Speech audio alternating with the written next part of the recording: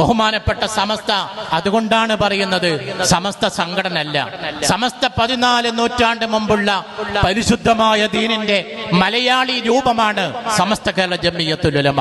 സമസ്തയുടെ പണി എന്താ? അതും കൂടി നമ്മൾ മനസ്സിലാക്കണം. മദ്രസ ഉണ്ടാക്കലല്ല സമസ്തയുടെ പണി, പള്ളി ഉണ്ടാക്കലല്ല സമസ്തയുടെ പണി, അറബി കോളേജ് ഉണ്ടാക്കുന്ന പണിയല്ല സമസ്തയുടെ പണി.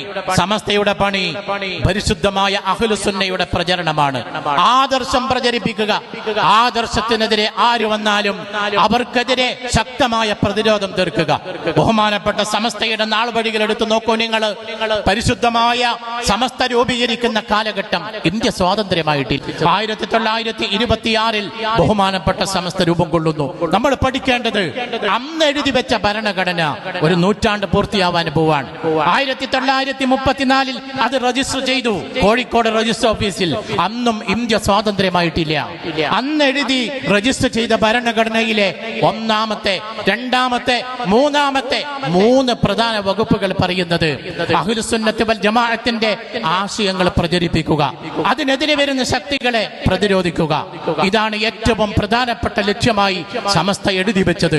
ഒരു നൂറ്റാണ്ട് പൂർത്തിയാകുമ്പോഴും ഒരു ഇഞ്ച് പോലും വ്യതിചലിക്കാതെ, ഒരു തിരുത്തലും വരുത്താതെ ബഹുമാനപ്പെട്ട സമസ്ത ആ ലക്ഷ്യത്തിന് വേണ്ടിയുള്ള പ്രയാണത്തിൽ ഏറ്റവും കാലികമായ ഇടപെടലുകൾ ബഹുമാനപ്പെട്ട സമസ്ത നടത്തിക്കൊണ്ടിരിക്കുന്നു. എതിർപ്പുകൾ ഉണ്ടായിട്ടില്ലേ? അന്നു മുതൽ ഉണ്ടായിട്ടുണ്ട്. സമസ്ത ഉണ്ടായ അന്നു മുതൽ സമസ്തക്ക് എതിർപ്പുകൾ നേരിടേണ്ടി വന്നിട്ടുണ്ട്. അധികാരികളുടെ ഭാഗത്ത് നിന്ന് എതിർപ്പുണ്ടായിട്ടില്ലേ? അതും നേരിട്ടിട്ടുണ്ട്. അധികാരികളോട് ചോദിക്കേണ്ടത് ചോദിച്ചിട്ടില്ലേ? അന്നും ചോദിച്ചിട്ടുണ്ട്, ഇന്നും ചോദിച്ചിട്ടുണ്ട്. മഹാനായ ബാലവി വരക്കൽ മുല്ലക്കോയ തങ്ങൾ തുടങ്ങി വെച്ചതാണ് മഹാനായ സയ്യിദുൽ ഉലമ. ഇന്നും